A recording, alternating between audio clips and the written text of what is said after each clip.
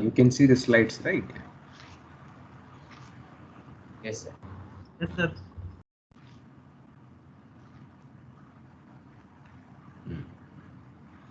So, so last class, if you remember, you see, we have started, of course, last previous classes, the compression members.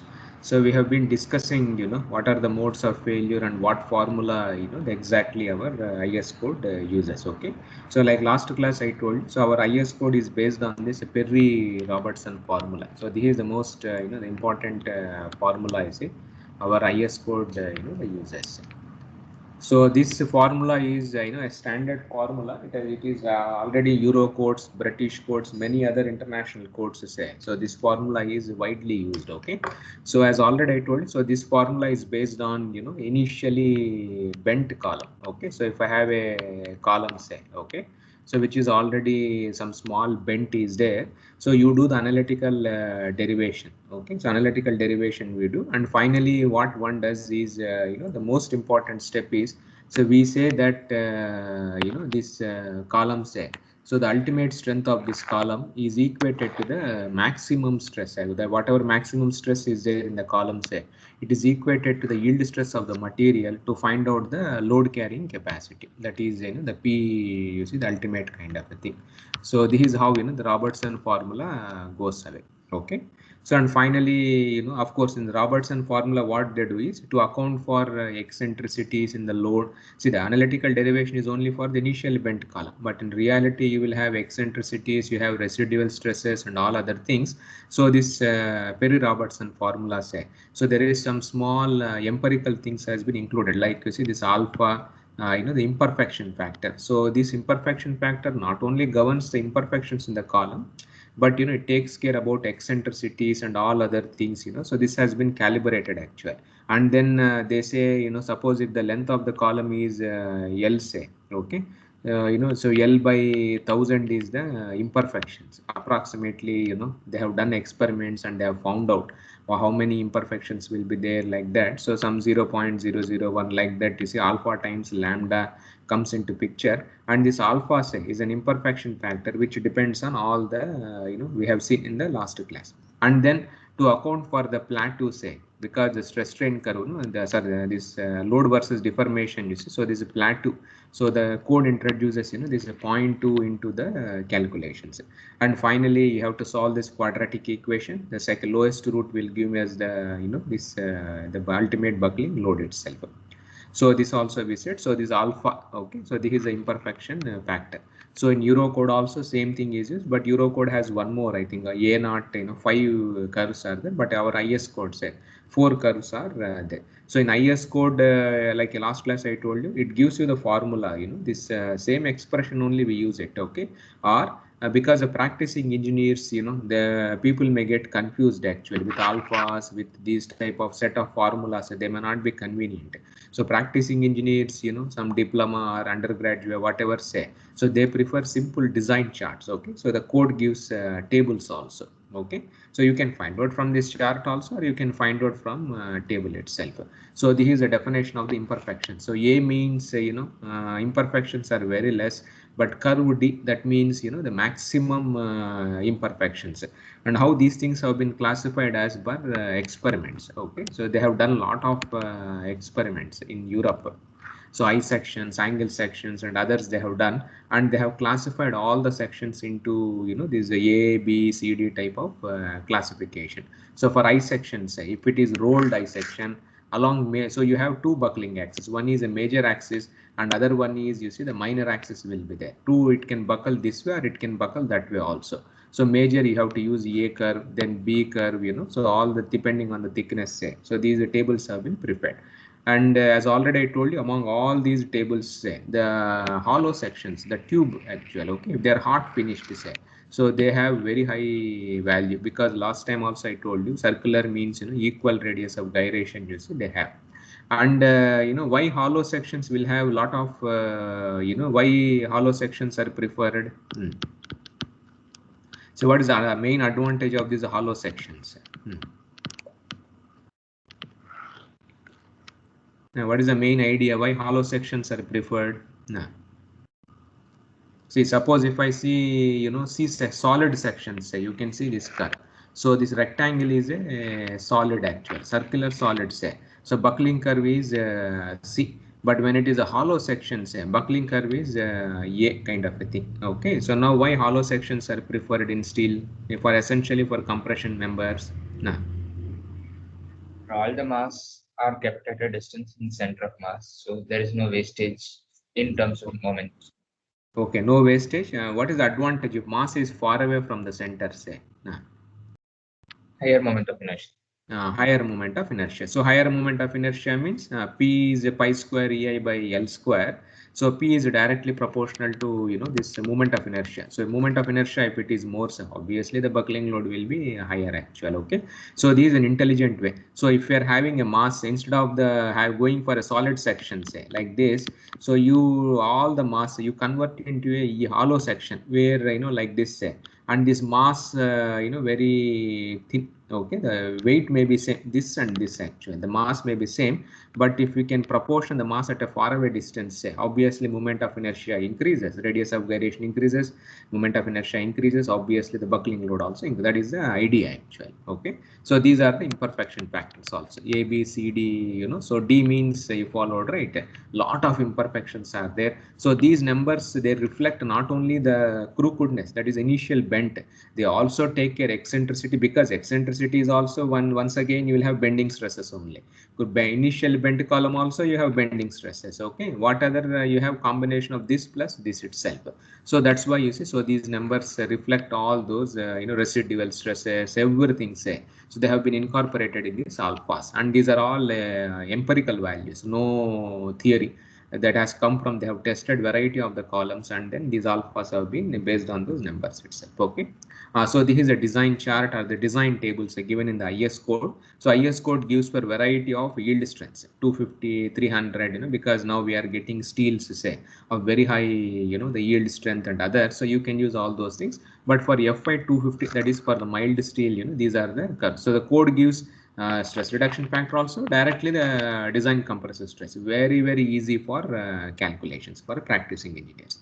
So you can use these charts, or you can go by the formulas itself. Okay, so this also I told you, the lambda naught, that is the plateau where this junction actual. Okay, so 0.2 times pi, this is how the code has been recommended. So this 0.2 business, so this also has come from experiments. Okay, so they have tested lot of samples, and they have found out actually, they have fitted some type of a curve where this changes actually. So they found out that 0.2 may be the better thing, like regression analysis you do, right, when you have data, say. So this plateau appears like this. So less than 0.2 means it is perfectly fine, no buckling. If it is more than 0.2, say, then your load gets reduced. So this also some terminology, we use short column, intermediate column, long column, say for steel, like 0 to 40. Like if you practicing engineers, if you go to any design office, no, so they use these type of words actually. Long column, they say, that means slenderness ratio more than 125. Intermediate, say 40 to 125, like that. These terminologies also are widely used in the practice. So this is how the strength has to be estimated. So last class I explained you some most important thing, like non-dimensional slenderness ratio, like Fy by FCC. So these are the words. Okay, so you should be able to understand how this formula has come, and what is the importance of 0.2, all these things. I hope you followed, right? That is very important. Okay, so now for angle sections, if you are having an angle section, and if connection is only one leg actual, so only one leg is connected, like in the trusses, like shear lag and other things we have discussed previously. Suppose one leg only is connected. Okay, and this is subjected to compression, say. So now the problem is, because one leg is connected, flexural buckling, all kinds of complications exist. So we will discuss about this formula later also, but this is a formula given in the code actual. So we have 2 lambda VV, lambda phi. So you have to find out, this is a torsional buckling, or this is a flexural thing. Then ordinary, all these things have to be combined also. And I just want to mention here, I forgot in the last class. So this formula also has been derived where? Now, who derived this formula? Shear lag formula in the IS code, from where it has come, that formula? Shear lag.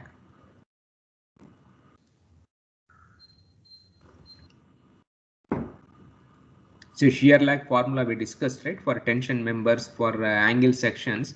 connected through one leg, say. It has come from where?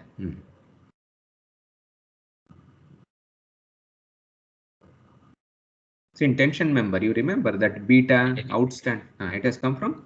IIT Madras. So this formula also came from? IIT Madras. Our lab only, structure engineering laboratory. You followed, right? Some of our MS students are BTech, like you say. You do BTPs, right, with us. So some finite element modeling, you see, so tested in the lab, say. So this formula has come from our IIT only. Okay. IIT means our lab only. It is from our office. That's all. Okay. So this also you should just remember. Okay. So you should know that at least tomorrow, when you are going somewhere, say, IS code, you should be proud. Actually, you should tell us, these formulas are from our institute. Okay. So you are also like, ownership of these formulas. Now, so anyway, so these are the constants also. So this I showed you how to find out the design compressive load actual. Okay, these are given in the Duggal's book. So these are all standard problems. I hope it is very easy. You would have seen. And the theory is, the Robertson formula there, lot of theory is there. But when you design is very, very simple compression member, because no need to do any calculation, because already charts are there which give the stress reduction factor, compressive stress. So very, very straightforward and easy. So you can find out from all these approaches. You find out, you see, which is the design compressive strength, and you can check yourself. You find out from the formula, say, you find out from the chart, say, both of them should be more or less, say, not exactly same, little bit close to each other. So if you have made a mistake in the substitution of the formula, you can verify, like, from the chart, whatever number, like you see these problems already we know 1859 is the answer actual. Okay, so of course here you have to check for both the axis, minor and major, and that one. But if you have formula, if you have correctly put up, say, then you also should get the more or less, you see, the similar answers. Okay, so this is how you can check also. So this is for the design. So design, I told you, so you have to assume some slenderness ratio or some compressive stress has to be assumed, and then you have to find out FDC, then you have to find out the area, then you have to find out, then you have to do the checks. So if you put a nice flow chart, say, you can see. So first thing is you have to select a cross section. Okay, so so the length L, then the load PU. So this will be given to you, the factored load, and the length of the column will be given. So now we have to do a trial section. So now for the trial section, say, there are guidelines are that you have to assume slenderness ratio. Okay, some slenderness ratio you have to assume in the starting, or some people what they do is the FC, that is the compressive stress, also you can assume. So there is one thumb rule actually we use, that is 0.5 to 0.6 times F of Y. So this should be taken as the design compressive stress in my column actually. So 250 is mild steel, say. So 0.5 into 250. So this is a half, almost 125, like that, you see, you can assume. So once FC is known, you can find out the area actually. That is a P load by, the yield stress will give the area.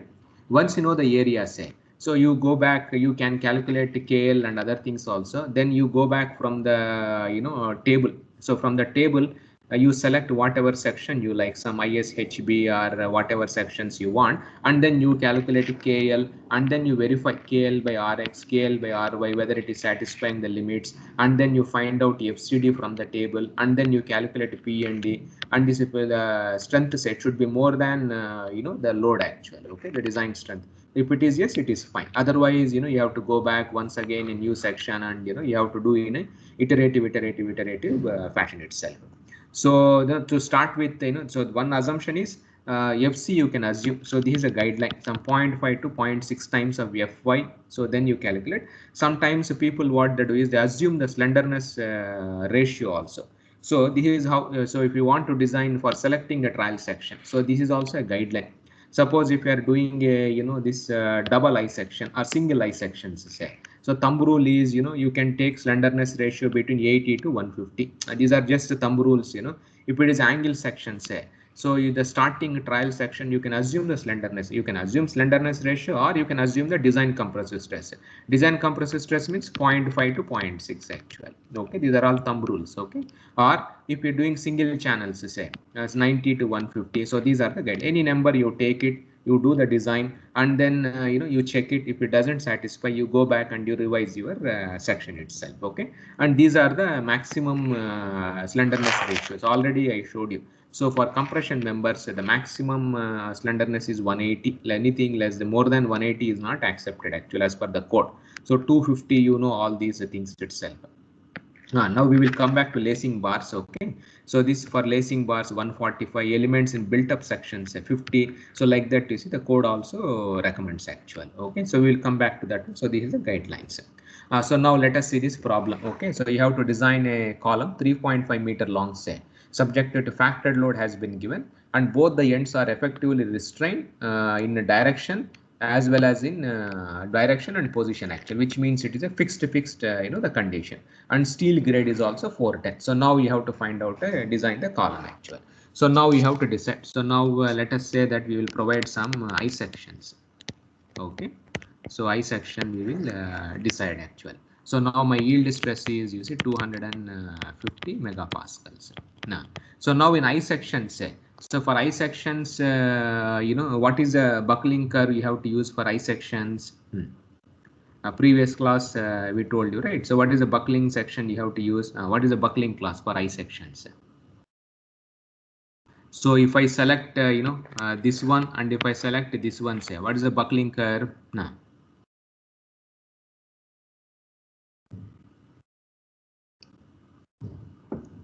Now, which one I should use actually? Okay, so the buckling curve will be A and B. Suppose if I select this, say, if I select an I section such that thickness lies between here, then B and C. So the buckling curve, if it is B, C, D, say, what's the problem you have?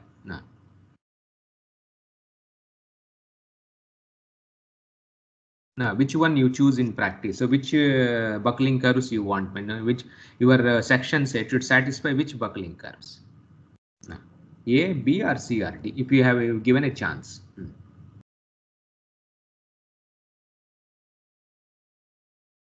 Which will take which will take more load? Obviously A, right? So you would like to have always you should go for A type curve sets. If this is your own house, say, okay, if you are designing a column, so obviously you follow, right? You will not take any risk itself. Okay, so now you have to assume the slenderness ratio. What is the slenderness ratio for I sections?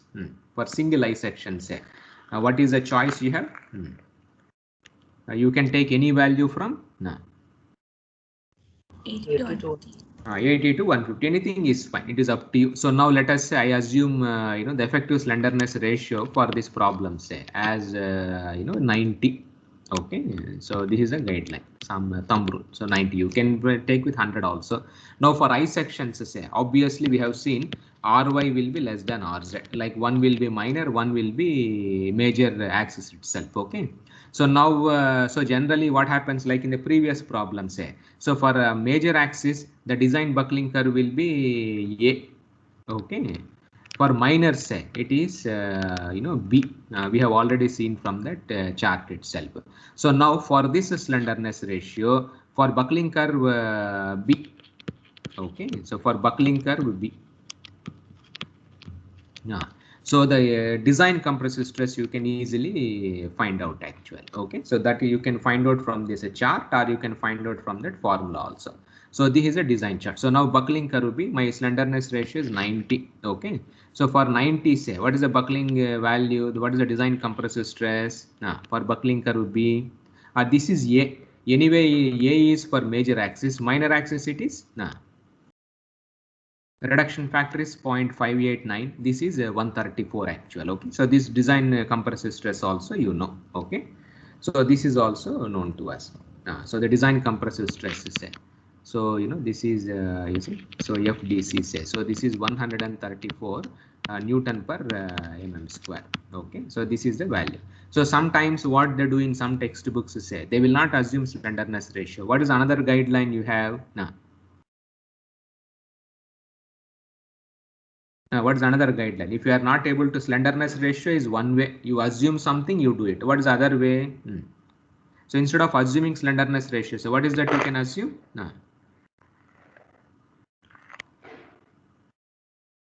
What is it? You can directly assume the design compressive stress. How much is design compressive stress? You have to assume.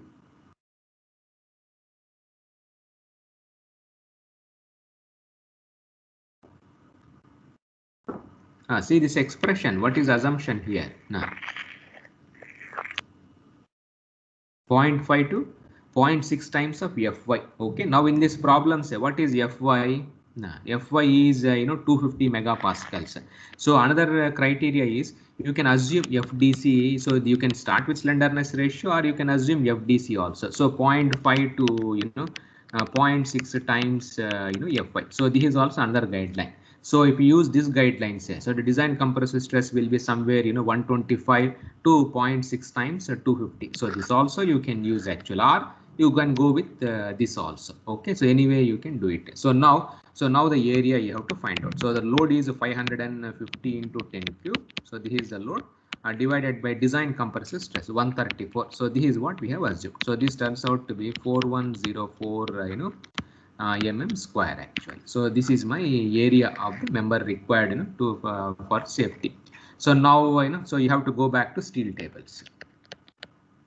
Okay, so all of you may be having steel tables. So if you open steel tables, say, so from there steel tables, say, so now you have to select a section whose area is more or less close to this itself actual. Okay, so from the steel tables, let us say for this problem I select ISHB section. Okay, 150.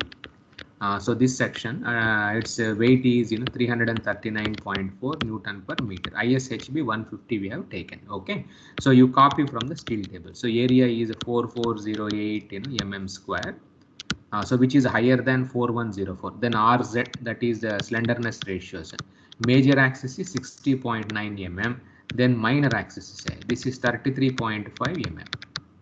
Okay, now effective length of the column. What is effective length of the column? Tell me. That is a K times L. Okay, now what is the effective length factor for this problem? So the boundary conditions are effectively restrained in direction and position. Tell me, what's the length factor for this problem? 0.65. But theoretical value, what is the value? See, for fixed, what is the theoretical value? 0.3. Half. But our IA, because as we told, there is nothing like 100% fixed or something. So code recommended is 0.65 times L. Okay, so that is 3.5 meters. So this, if you multiply, this turns out to be, if you write in mm, say 2275 mm actually. So this is the effective length of the column. Okay, so now you have to find out the minimum radius of gyration. So now we have a major axis, you have minor axis. Okay, so obviously the column will buckle in which axis? Z axis or Y axis? This I section. Now which axis it buckles? Y, obviously. So if you check for Y, that is sufficient actually. Okay, so no need to check. So the minimum radius of gyration, say, so this is Ry, so this is 33.5 mm actually. Okay, so effective slenderness ratio. Now you find out. So we assumed 90 in the starting. Now you calculate for the section, say. So this turns out to be L by R. So 2275 by 33.5. So this turns out to be 67.91. Okay, so which is less than you see 180. So now for compression members, what is the maximum value? So the code says for compression members, so dead load, superimposed load should be never more than 180 actual. Okay, so this means we are safe actual. But initially we assumed, what was the slenderness ratio? We assumed 90. But after calculating, you see, we got 67.91 only. Okay, so that is also fine. So now for L by R, 67.91. Okay, and Fy 250 Newton per mm square. Okay, so this slenderness ratio, this one, and buckling curve is B. This you have to be very careful. So you should have, for minor axis it is B, major axis it is A. So now you find out the design compressive stress from the table actually, which is given in the IS code also, which I have just copied in this slide also. Okay. So now my slenderness ratio is 67.91. So 67.91 means, so 60/70 is there here. So these are the values 181, 166. Okay, you have to do a linear, the interpolation. So just right, it is like a straight line. For 60 it is 180, for 70 it is 166. You just fit a straight line and then so 60, 70. Okay, this is the value. So 60 it is 181. So this point is here. Then this is 166 actual. So this is my straight line actually. Okay, so now I want to find out for 67.91, say what is the value from this graph itself. So you can find out from this graph. If you say that I don't want these type of a thing, say, then you substitute in this formula itself actually. Okay, so that also you will get the design compressive stress. So now from interpolation or from the chart, say, okay, so if you try to find out, you see, from the chart or something, so this turns out to be 169 point. Ratio should we take L by R? Hello, you have doubt? Sir, effective slenderness ratio shouldn't we take KL by R? KL by R only, right? So what is it here? Oh, okay, sorry, this one. KL by R only. So this is KL only, right? 2275. See, 2275, this one I have, see, L is this one I have put, you see the notation, I think I made correctly. It is small L by R only, okay? It is effective only. So capital AK, yeah, it is clear right now. No, is it clear? I have taken L as effective length only, small L. Yes, sir. Yeah. So this is my FCD. Now the design load actually. So the design compressive load. So this is area into, you know, FCD. So now area is a 4408 multiplied by 169.135, and of course 10 to the power minus 3, some units conversion. So this turns out to be 745.54 kilonewtons, which is more than what is the design load. It was only 550 only, but it is, you know, very, very strong. Now what you will do? Now what you can do? So what is your comment now? Now what is your comment? Tell me. Section is sufficient. Section is sufficient.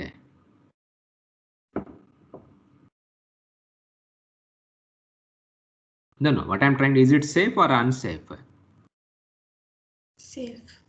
It is safe only, but of course you are first time you are doing it's fine. But if you are in a design office, say, okay, and if you say that you know, 745 and 550, this is what you have got, but what is the problem you will see in design offices? How much safe it is, you know? So this is 750 almost. This is 550. So how much safe it is?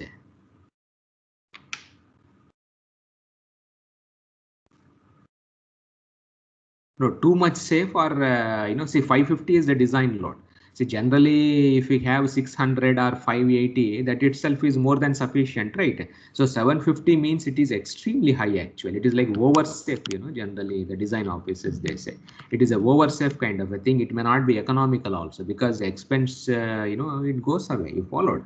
So generally what people do is, if it is over safe, say, you have to redo the calculation, because economy is also very, very important. So in the book also, if you see, he also says, you know, it is a over safe, and he selects another section, ISHB, you know, 150, and its weight is, you know, 265.9 Newton per meter.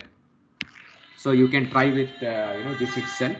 So you can see 265.9, you know, so this comes here. So if you see this original section, say its weight is a 339.4 actual. Okay, so 339.4 is the weight of that one, and this is 265.9. Okay, so now which is economical? This are the previous one.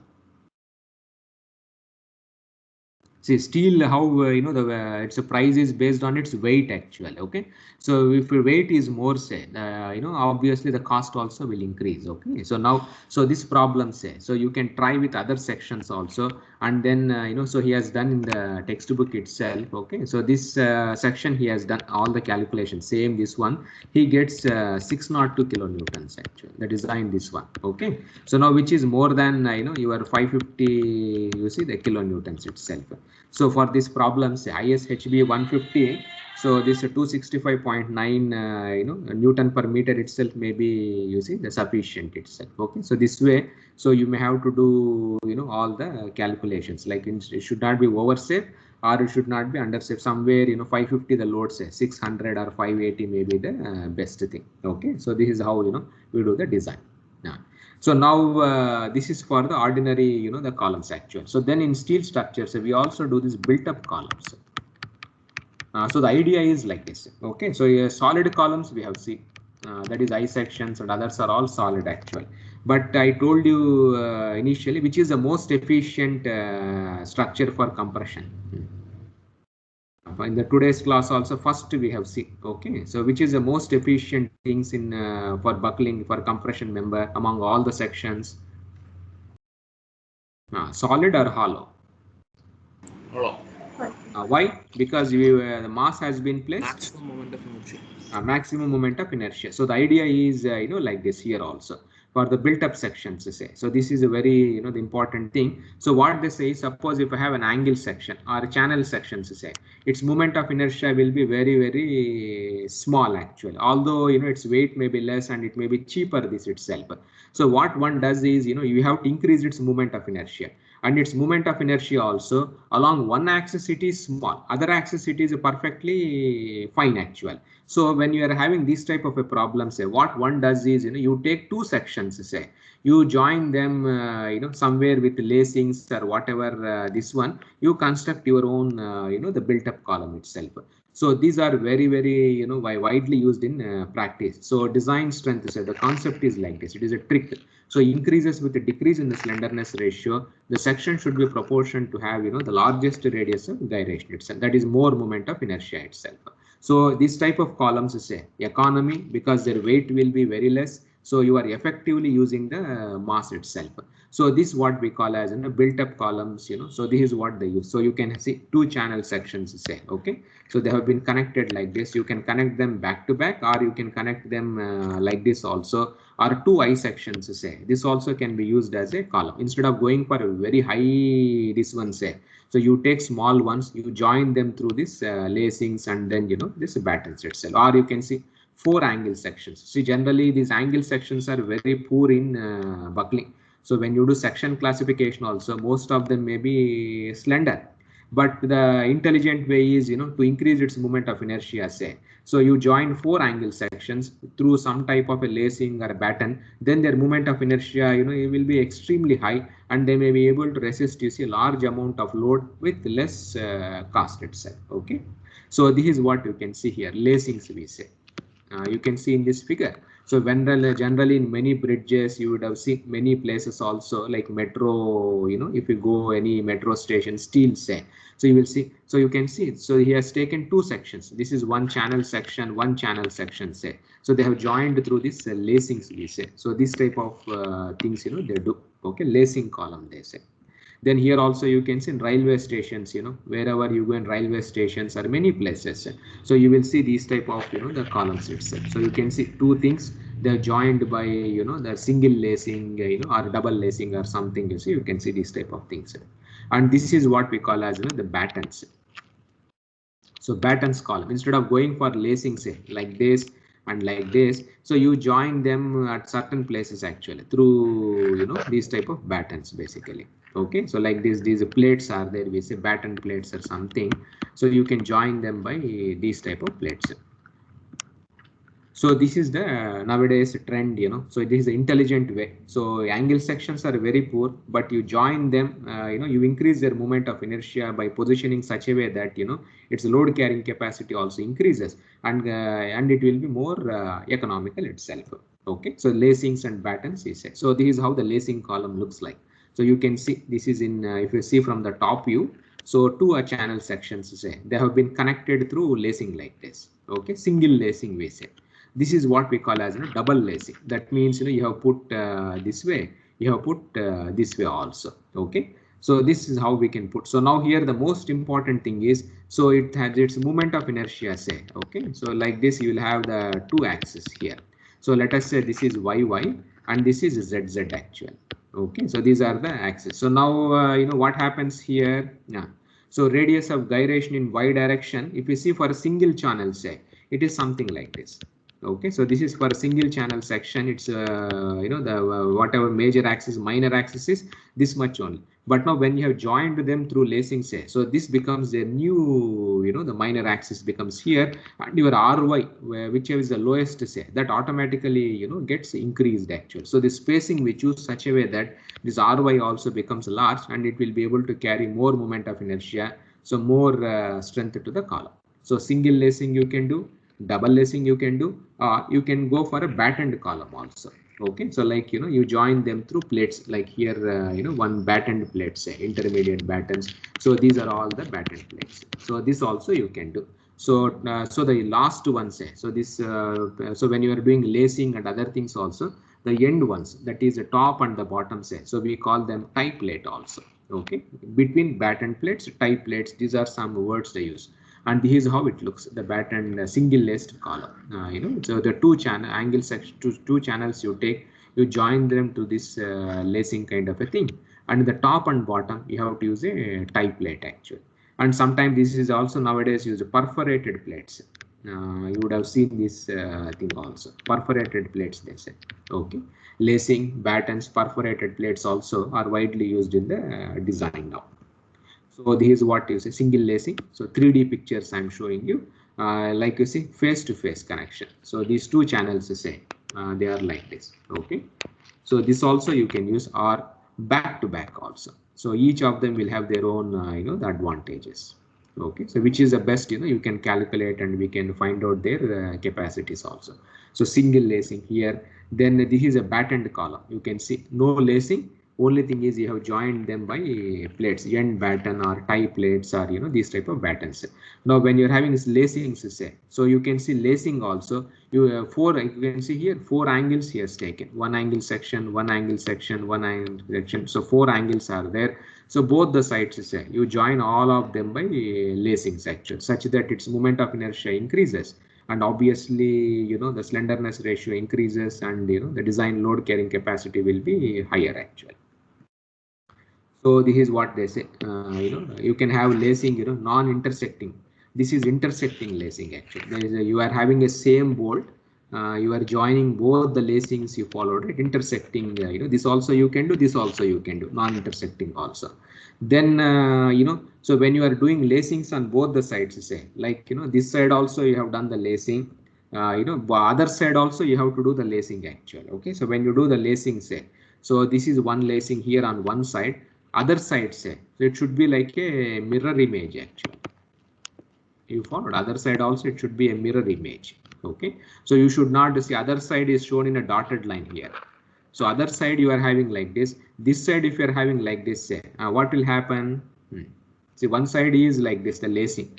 Other side, the other side of the column, say. So this side of the column you are doing. So here it is lacing is like this. Other side here, if you are doing like this, say, what happens? So this side it is like this. Other side it is like this. What happens? So you are able to imagine. See, lacing, this is on one side. Okay, this is a front side, say. Then we have back side also. So back side lacing, front side if it is like this, back side if it is like this, say, so then we have a problems actually. Okay, so because of eccentricities, this may create other issues. So these things are not recommended in practice. Even in the IS code also clearly says. Now this is a double lacing. So both the sides you have a double lacing. So here there is no problem of mirroring or other things, because you will see both the laces on both the sides itself. Then this also, see, like sometimes we combine lacing with battens. So this is also not recommended by the code actually. So some place use batten, half this one, then lacing comes. The combination becomes very, very complex, the design and others. So this not recommended. This also is not recommended in the code itself. Okay, so now here the most important thing in lacings or battens is that is a new moment of inertia you have to calculate. Okay, the new moment of inertia or the new radius of gyrations you followed. So this is the most important thing. Okay, and your radius of gyration, say, it depends on the spacing, that is S between these columns, between these two channels and others. So this becomes a very, very important, this S actual, how much spacing you have to provide. If you provide far away, say, what happens? See, now I have two sections. Okay, so if two angle channel sections are there. So you have been given the spacing actually. Yes. So this S is in your hand, and your RY and RZ, say, these are your radius of gyrations along the Y axis, along the Z axis. Now for the channel section, say the individual channel section, Ry is less than Rz. Okay, now this is for the new section actually, Ry, R dash Y, R dash Z for the new this built up column. How do you select R dash Y and how do you select R dash Z? What will happen here?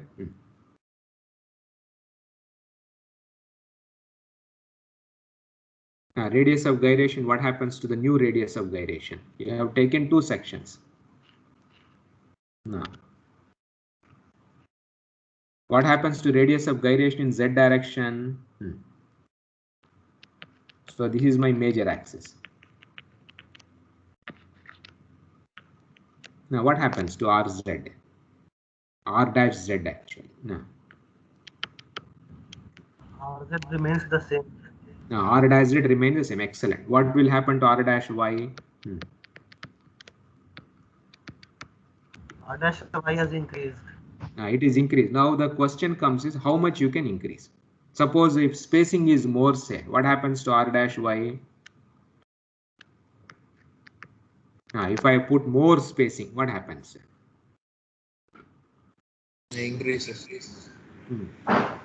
Now initially RZ was higher, RY was very small. So initial channel section, if you take it, buckles along which axis? Y axis. Y axis. But now you have been given an option. So now Ry is increasing actually. So now if R dash Y, R dash Z, you can't do anything. Okay, it remains the same. So if this is more than this one, so now it will buckle under which axis now? Z axis. Z axis. So now how do you select this spacing? So what is the intelligent way of spacing? So you will put spacing far away. IZ is equal to IY.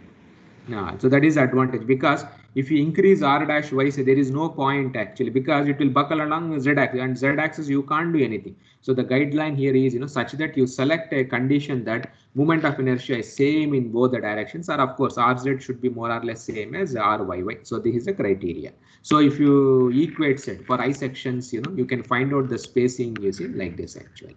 So spacing, how to select is, we select a spacing such that you see the radius of gyration is same in all the directions, or it is a symmetric thing, because if you select more spacing, R dash Y will increase, but it will fail in Z itself. So there is no point. It's uneconomical actually. If you increase the spacing, say, then the length of the flats will be, that lacing bars will be very high, and it becomes uneconomical, and anyway it is going to fail in R dash Z itself. So this is a guideline. Suppose if I'm having a channel section, so say, okay, so this is my condition. So this is very straightforward. All of you followed, right?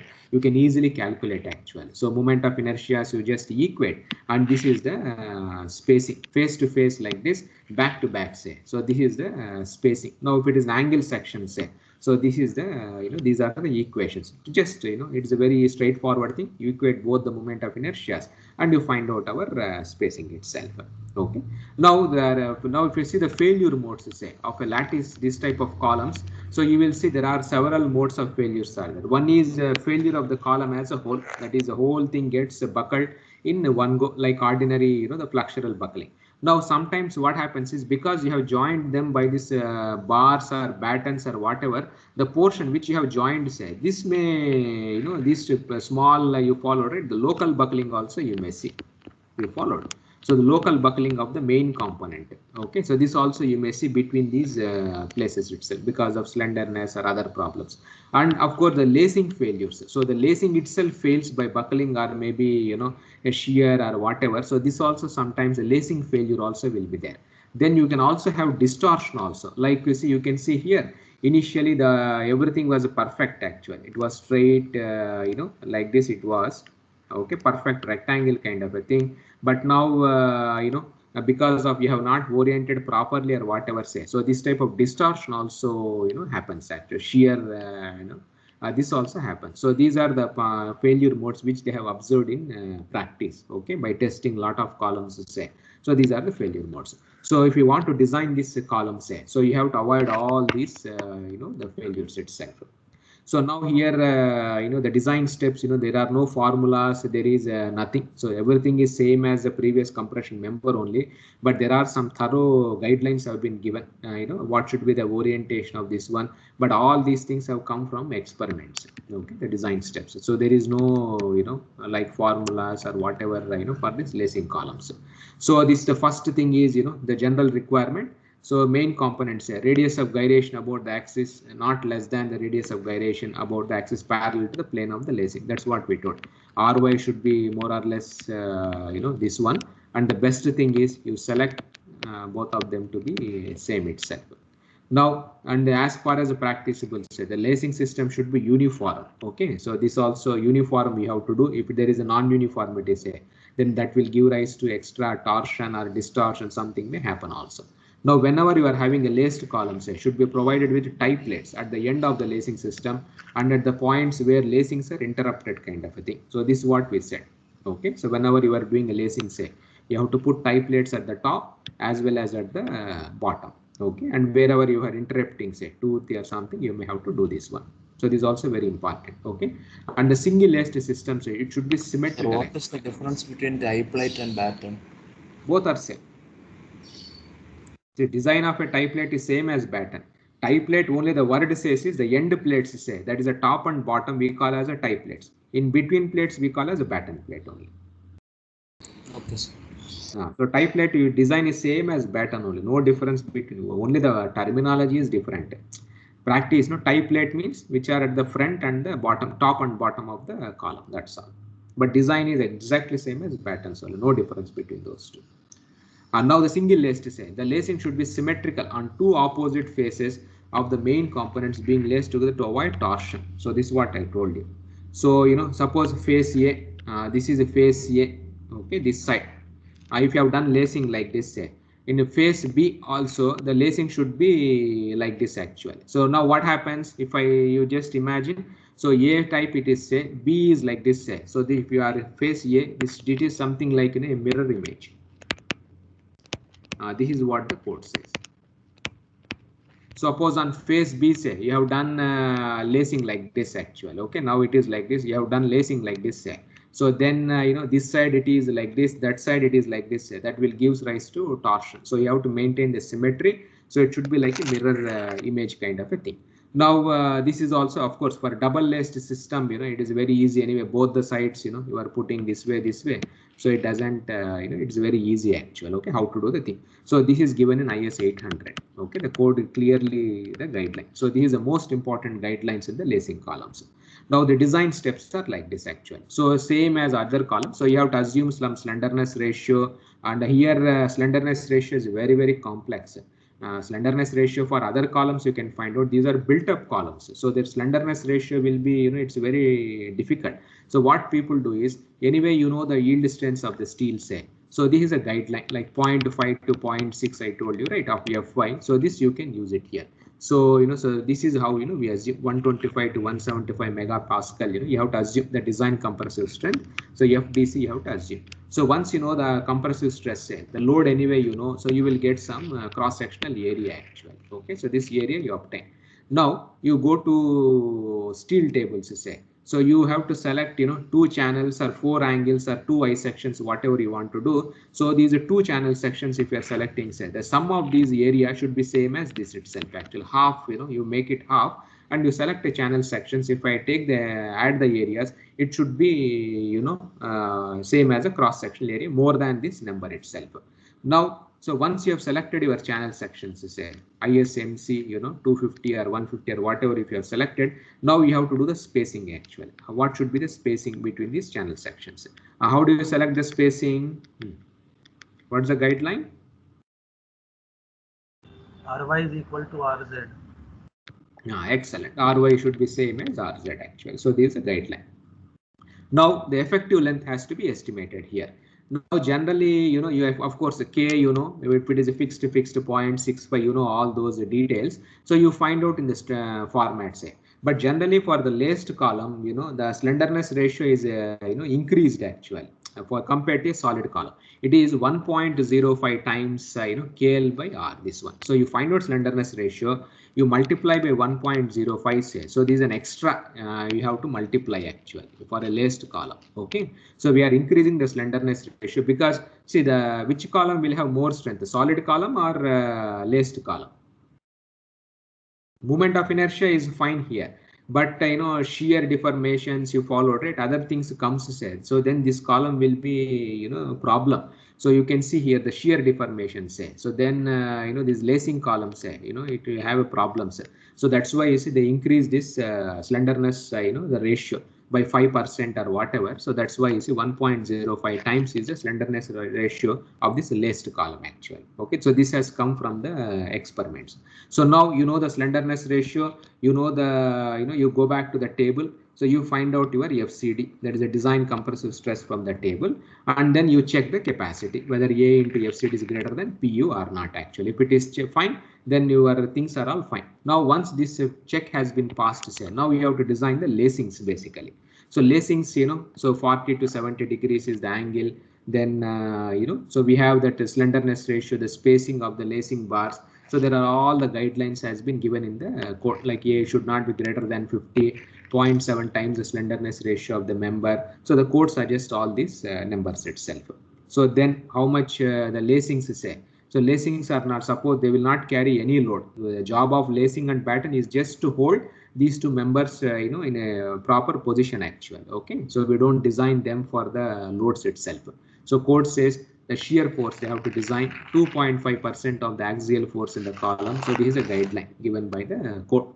So this is how nicely you see the code gives us. So N is a number of parallel planes actually. Okay, so this side, that side, so single lacing means it is a 2, double lacing means N becomes 4 itself, both the sides, A side as well as the B side.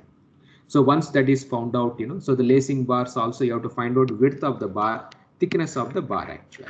So this, so you can see diameter of the bolt, if you know, say 3 times the nominal diameter, then 1/40 of its effective length. So the code gives nice guidelines to find out width and thickness of the bars. And you also have to check the slenderness ratio of the, this lacings also. So the criteria is 145. You followed. So 145 is the, it should be less than 145. So then, so that is fine. So then you have to design the bolt also. So bolted connection also you have to do. So the load on the bolt is 2 times. This also code clearly specifies. So once you know the load, how much load is coming on the bolt, say, then you calculate shear capacity, bearing capacity, and you can find out how many number of bolts are required, and you do the connection. And the last thing is whether lacing, you have to provide tie plates at the end actually. So tie plate is same as the batten plate, and the tie plate is designed as a batten plate itself. Okay. So these are the guidelines for the batten plates. What should be the depth of the batten, overall depth, effective depth is given in the code book. Thickness also, they clearly mentioned, you see, all these details in the code itself. Okay. So fine. So I will stop here. So we will continue in our next class. So maybe in the next class, we will have a tutorial, that is this coming Friday. So where we will explain all the design steps actually for this